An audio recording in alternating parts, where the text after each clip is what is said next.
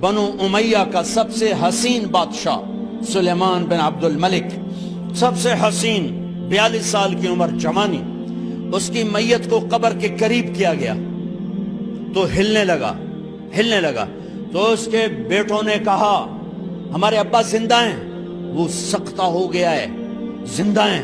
عمر بن عبدالعزیز رضی اللہ رحمت اللہ علیہ فرمانے لگے ارے بھتیجو زندہ نہیں ہے، قبر کا عذاب جلدی شروع ہو گیا ہے، بل عجل اللہ بالعقوبہ، چھپاؤ، جلدی چھپاؤ۔ عمر بن عبدالعزیز جس تخت پر بیٹھے اس پر سلیمان تھا، اس پر ولید تھا، اس پر عبد الملک تھا، ان تینوں نے اپنے من کو راضی کیا، عمر بن عبدالعزیز نے اپنے رب کو راضی کیا۔ جب عمر بن عبدالعزیز کا وقت آیا مرنے کا تو انہوں نے بلایا رجا بن حیوہ سے، فرمایا کہ میں نے عبد الملک بن مروان چاچا بھی تھے، سسر بھی تھے، ان کی بیٹی فاطمہ سے شادی ہوئی تھی، میں نے اس کو قبر میں اتارا، کفن کی گرہ کھول کے دیکھا تو اس کا چہرہ قبلے سے ہٹ چکا تھا، رنگ کالا سیاہ پڑ چکا تھا۔ عبد الملک بن مروان گورا چٹا تھا، یہ جگہ سرخ تھی، کالا۔ پھر میں نے ولید کو قبر میں اتارا، اس کا بیٹا 10 سال حکومت کی، اس نے 21 سال حکومت کی، اس نے 10 سال کی، ولید بن عبد الملک۔ میں نے اس کے کفن کی گرہ کو کھول کے دیکھا تو اس کا رنگ سیاہ ہو چکا تھا اور قبلہ کی طرف سے چہرہ پھر چکا تھا۔ پھر سلیمان کا واقعہ تو ابھی سنایا، پھر سلیمان کو قبر میں اتارا اور اس کے کفن کی گرہ کو کھول کے دیکھا تو اس کا چہرہ قبلے سے ہٹ چکا تھا۔ اب میں جا رہا ہوں، مجھے دیکھنا۔ پہلے تینوں نے حکومت کی پوجا کی اور عمر بن عبدالعزیز نے اپنے اللہ کی پوجا کی۔ انہوں نے ایک بڑا عجیب خطبہ دیا جب خلیفہ بنے، اے لوگو، بچپن میں شعر و شاعری کا شوق تھا تو میں شاعر بنا، تھوڑا سا اٹھان ہوئی تو علم کا شوق لگا، میں نے علم حاصل کیا، جوان ہوا تو فاطمہ بنت عبد الملک سے عشق ہوا، میں نے اس سے شادی کی، اب اللہ نے مجھے حکومت دے دی ہے، اب تم دیکھو کہ میں اس سے اپنے اللہ کو راضی کروں گا۔ ہمارے حکمران تو ووٹ سے آتے ہیں اور چلے جاتے ہیں 4-5 سال کے بعد، ان کی وراثت میں حکومت آ رہی ہے اور 3 بر اعظم پر حکومت ہے، اور ایسا دھوب دبدبہ ہے بنو امیہ کا، کوئی ان کے سامنے سر نہیں اٹھا سکتا۔ 3 بر اعظم میں زکوٰۃ لینے والا کوئی نہ بچا، 3 بر اعظم میں سوال کرنے والا کوئی نہ بچا، 3 بر اعظم میں ظالم کوئی نہ بچا، 3 بر اعظم میں مظلوم کوئی نہ بچا۔ لیکن خود کیسا رہا؟ گھر آئے، فاطمہ بڑے اچھے دن گزرے ہیں، اب امتحان ہے، میں تیرا حق نہیں ادا کر سکوں گا، طلاق لینی ہے میں حاضر ہوں، ساتھ دینا ہے تو میرے اپنے حق معاف کرو، اپنے حق معاف کرو۔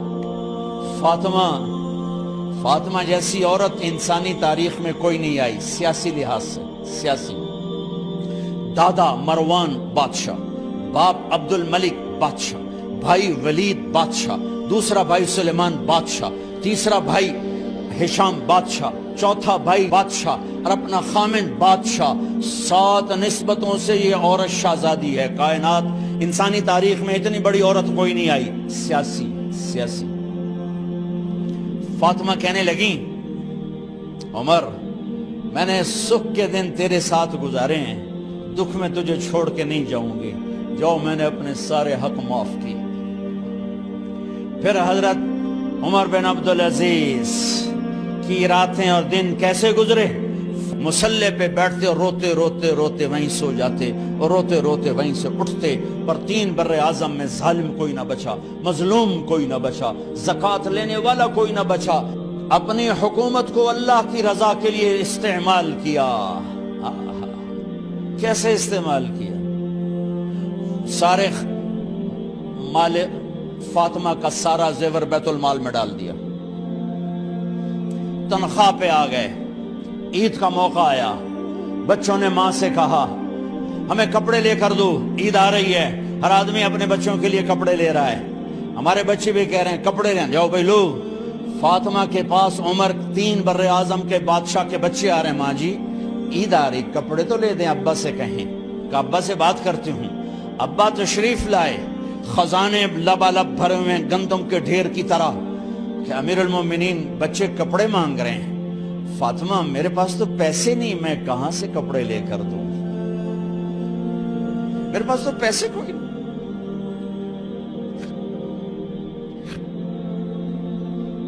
حضرت فاطمہ نے کہا پھر بچوں کا کیا کروں؟ کہا پھر مجھے بھی نہیں پتا کیا کروں۔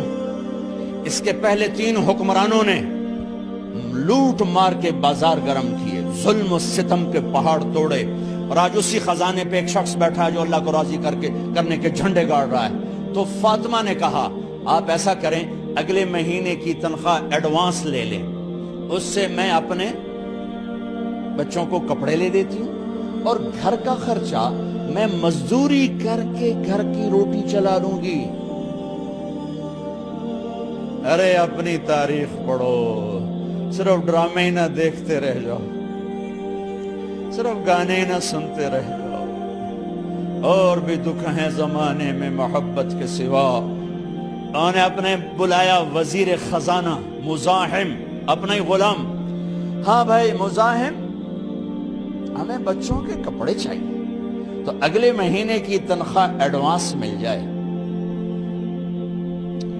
وہ کہنے لگے امیر المومنین آپ مجھے لکھ کر دے دیں کہ آپ 1 مہینہ زندہ رہیں گے، میں آپ کو تنخواہ دے دیتا ہوں۔ عمر بن عبدالعزیز سر جھکایا، اٹھے، گھر گئے۔ فاطمہ میرے بچوں سے کہہ دو کہ تمہارا باپ کپڑے لے کے نہیں دے سکتا۔ اپنی تاریخ تو دیکھو، عید کا دن آ گیا، خلیفہ وقت عید کی نماز پڑھاتے تھے، نمازیں بھی خلیفہ وقت پڑھاتے تھے۔ بنو امیہ کا خاندان ملنے کے لیے آ رہا ہے، سارے سرداروں کے بیٹے اعلیٰ پوشاک، اعلیٰ لباس ملنے آ رہے ہیں۔ تھوڑے دیر بعد دیکھا تو بچے بھی ملنے آ رہے ہیں، امیر المومنین کی حیثیت سے بچے باپ کو ملنے آ رہے ہیں، اور ان کے جسموں پر پرانا لباس ہے۔ حضرت عمر انہیں دیکھ کر ادھر اپنے سرداروں کے بچے دیکھے تو زرق برق پوشاکیں، اپنے بچوں کو دیکھا۔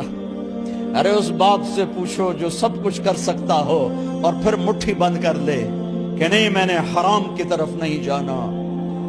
بچوں کو دیکھا تو آنکھیں ڈب ڈبا گئیں، آنکھوں میں آنسو آ گئے۔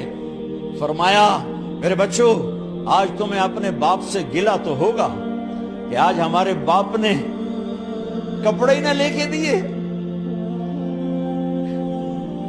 ان کے ایک بیٹے ہیں عبد الملک، ان سے بھی 4 رات آگے تھے، ان سے پہلے ہی فوت ہو گئے تھے۔ کہنے لگے ابا جان آپ کو مبارک، آج ہمارا سر بلند ہے، ہم شرمندہ نہیں ہیں، آپ کو مبارک ہو، آپ نے قومی خزانے میں بددیانتی نہیں کی ہے، ہم شرمندہ نہیں ہیں، انسانوں کو کپڑوں پہ نہیں تولا جاتا۔ آج کا میرا دیس کا مالدار اتنا فقیر ہو گیا ہے، اتنا چھوٹا ہو گیا ہے کہ وہ اپنا تعارف کروانے کے لیے 50 لاکھ کی گھڑی لیتا ہے، 6 لاکھ کا جوتا لیتا ہے۔ آج کی بیگم اتنی چھوٹی ہو گئی ہے کہ اپنے قد کو بڑا کرنے کے لیے وہ 10 لاکھ کا ہینڈ بیگ لیتی ہے کہ دیکھو میرا بیگ 10 لاکھ کا ہے۔ ارے میری بہن تو 10 ٹکے کی بھی نہیں رہی اگر تو نے بیگ سے اپنے آپ کو بڑا بنایا۔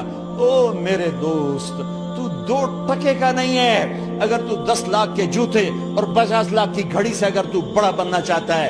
ارے اس دھوکے سے نکلو۔ برینڈڈ کہاں جا رہے ہو؟ جب تم اپنی ذات میں بے قیمت ہو تو رب ذوالجلال کی قسم تمہاری گھڑیاں، تمہارے بیگ، تمہاری گاڑیاں، تمہارے بنگلے تمہاری عزت کو بڑھا نہیں سکتے۔ ابا جان آج ہم خوشی سے بلند ہیں کہ ہمارے باپ نے بددیانتی نہیں کی۔ گھر میں تشریف لائے، کہنے لگے فاطمہ کچھ پیسے ہیں، میرا انگور کھانے کو جی چاہ رہا۔ بس فاطمہ رونے لگی، فرمایا امیر المومنین خزانہ تو بھرا پڑا ہے، 1 درم کا بھی تیرا حق نہیں ہے کہ تو 1 درم لے کے انگور خرید لے۔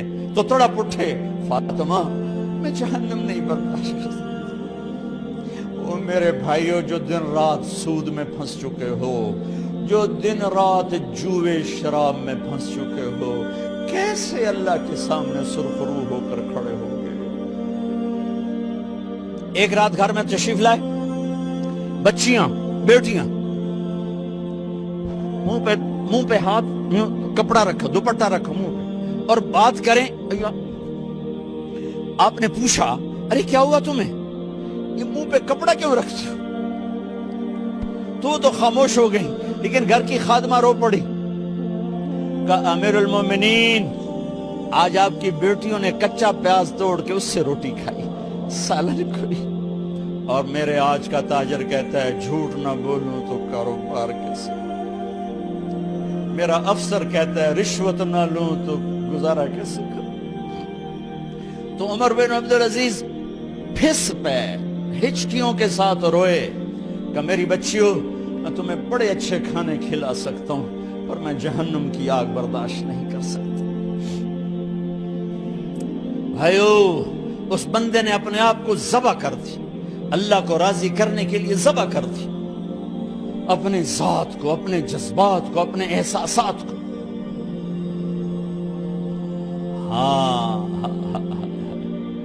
اب اللہ نے صلہ کیا دیا، جب انتقال ہونے لگا تو بلایا رجا کو، جو میں بات پہلے چھوڑ کے ادھر ان کی تھوڑی سیرت بتائی کہ رجا اب میں مرنے لگا ہوں۔